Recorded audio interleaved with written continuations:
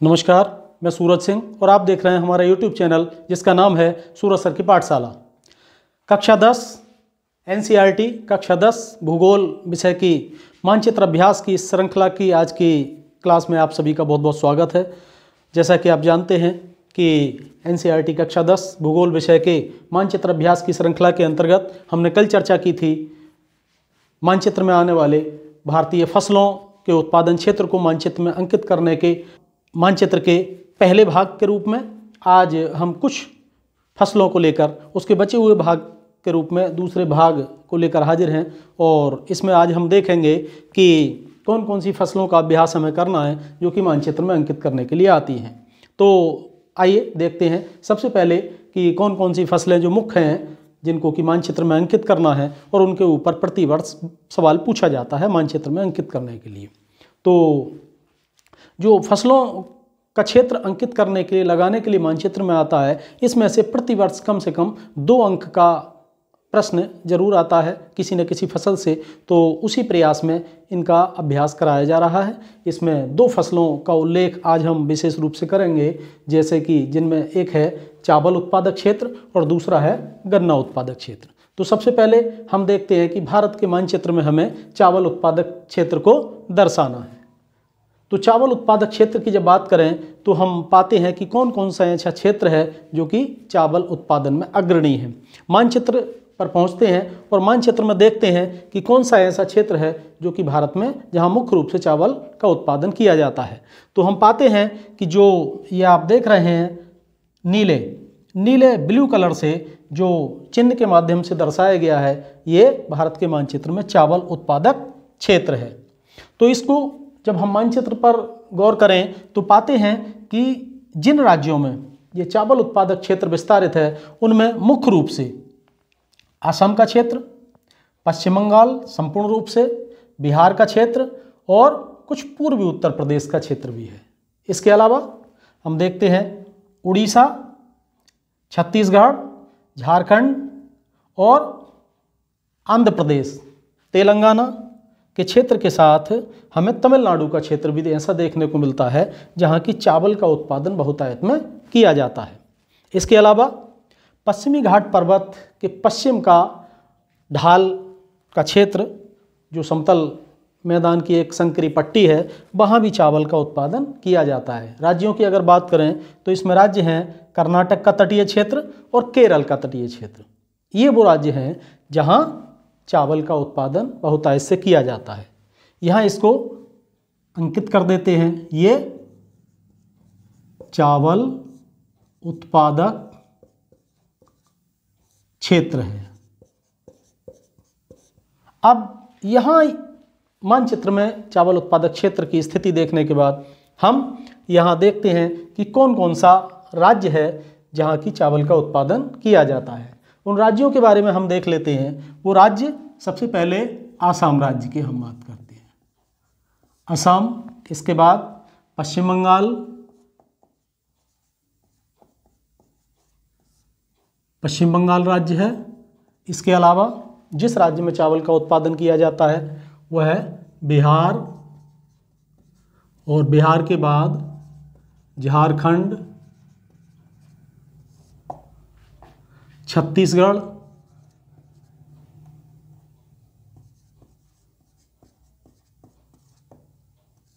उड़ीसा, तेलंगाना,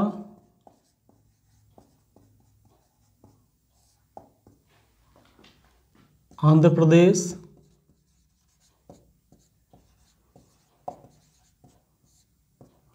तमिलनाडु, आंशिक रूप से कर्नाटक व केरल।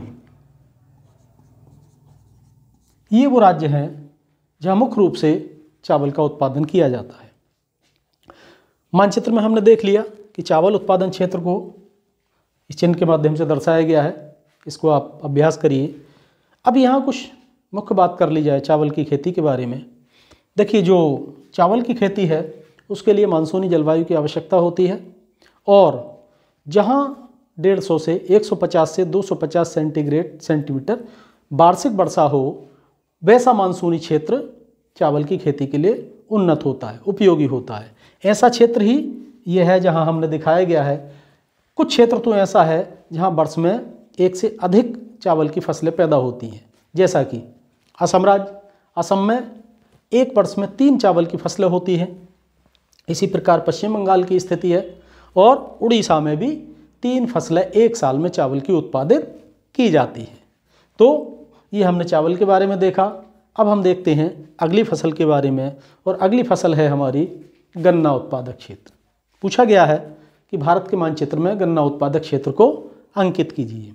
गन्ने के बारे में हम देखते हैं कि गन्ने का कौन कौन सा क्षेत्र है भारत में, तो मानचित्र में दर्शाया गया है। सबसे पहले मानचित्र की स्थिति देख लेते हैं कि मानचित्र में कौन सा क्षेत्र ऐसा है जो कि चिन्ह के द्वारा गन्ना उत्पादन क्षेत्र के रूप में दर्शाया गया है।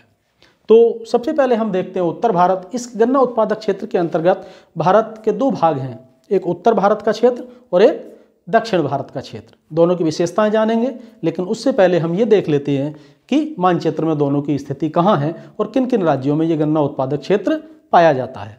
तो सबसे पहले हम बात करते हैं पश्चिमी राज्यों की, और पश्चिमी राज्यों में अगर हम देखें तो पंजाब का कुछ क्षेत्र, इसके अलावा हरियाणा, पश्चिमी उत्तर प्रदेश में बहुतायत से गन्ने का उत्पादन किया जाता है और बहुत सघन रूप से गन्ने की खेती की जाती है। इसके अलावा उत्तर प्रदेश का पूर्वी क्षेत्र भी गन्ने के उत्पादन में महत्वपूर्ण स्थान रखता है, जिसमें कि गोरखपुर, महाराजगंज के आसपास के जिले हैं।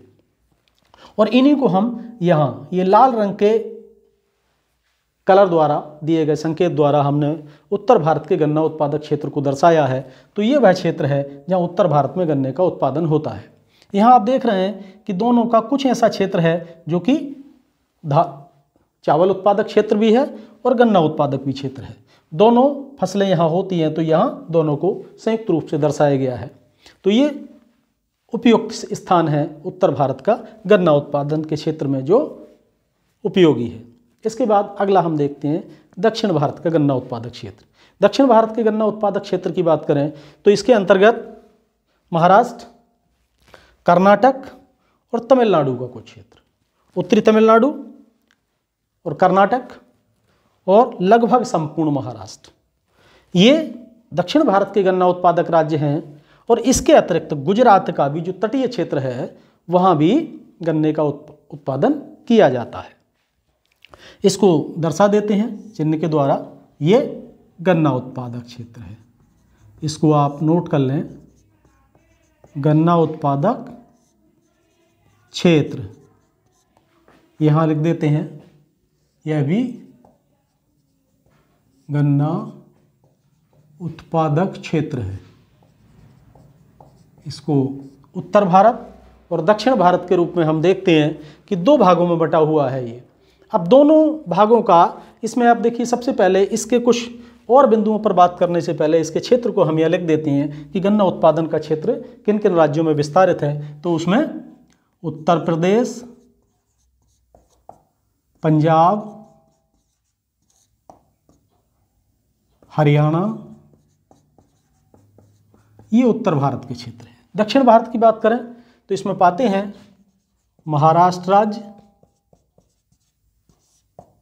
कर्नाटक,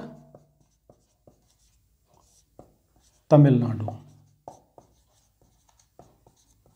और इसके अलावा गुजरात का भी क्षेत्र है जो कि गन्ना उत्पादन करता है। ये राज्य हैं जहाँ गन्ने का उत्पादन होता है। अब हम देख लेते हैं कि गन्ना उत्पादन के अंतर्गत उत्तर और दक्षिण भारत के क्षेत्र में कुछ मौलिक अंतर पाया जाता है। गन्ना भी उष्णकटिबंधीय जलवायु की फसल है और इसके लिए जो उपयुक्त जलवायु है उसमें वातावरण में नमी होनी आवश्यक है। तो इस लिहाज से हम देखें तो दक्षिण भारत गन्ने के उत्पादन के लिए बहुत उपयुक्त स्थान है। यहाँ की जलवायु बहुत उपयुक्त होती है, लेकिन उत्तर भारत में भी गन्ना बहुतायत में उत्पादित किया जाता है। हालांकि दक्षिण भारत के मुकाबले उत्तर भारत में वैसी अनुकूल परिस्थितियाँ नहीं हैं, उस प्रकार की जलवायु की कमी है, लेकिन फिर भी उत्तर भारत में बहुत बड़ी मात्रा में गन्ना उपजाया जाता है। अब हम देखते हैं कि दोनों में मौलिक अंतर क्या है। दोनों में मौलिक अंतर यह है कि प्रति इकाई उत्पादकता में अंतर है। जहां दक्षिण भारत में प्रति इकाई गन्ने में ज़्यादा उत्पादन होता है, वहीं उत्तर भारत में प्रति इकाई कम होता है। इसका कारण यह है दक्षिण भारत की आर्द्र जलवायु, समुद्र से निकटता, इसके पीछे महत्वपूर्ण कारण है। और यही कारण है कि उत्तर भारत और दक्षिण भारत के गन्ने में जो रिकवरी दर है वो बहुत कम होती है।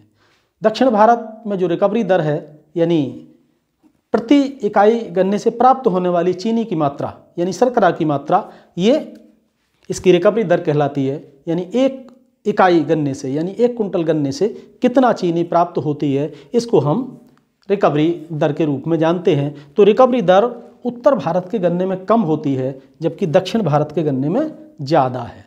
कारण कि यहाँ वह उसके अनुकूल जलवायु होने के कारण से बहुत अंतर होता है, और यही दोनों में मौलिक अंतर है।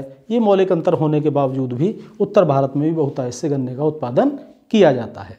तो ये एक विशेष जानकारी थी इन फसलों के बारे में। अभी हमारा मुख्य फोकस है जो आपको देखना है। हालांकि मैंने ये इसलिए बताया कि कई बार इन फसलों के बारे में विस्तृत उत्तरीय प्रश्न भी आते हैं, तो यहाँ से आप उसको भी हल करने में मदद मिल सकती है, इसलिए इनकी कुछ विशेषताओं पर चर्चा की गई। बाकी हमारा मुख्य जो ध्येय है, उद्देश्य है, वो मानचित्र अभ्यास है। तो आप देखिए, इन दोनों क्षेत्र को आप बार बार अभ्यास करिए मानचित्र के रूप में। इन जो पहले भाग में हमने जिन फसलों की चर्चा की और आज दूसरे भाग के मानचित्र में जिन फसलों की चर्चा की है, इनमें से कम 2 प्रश्न प्रतिवर्ष मानचित्र में आपके पूछ लिए जाते हैं। यहाँ से आप इसकी तैयारी करते हैं तो निश्चित रूप से 2 अंक का आप मानचित्र बहुत अच्छे से कर पाएंगे और आपके नंबर वो अच्छे से प्राप्त हो जाएंगे।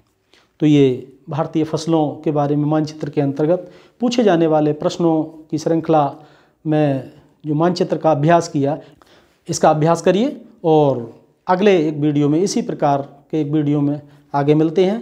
तब तक के लिए नमस्कार।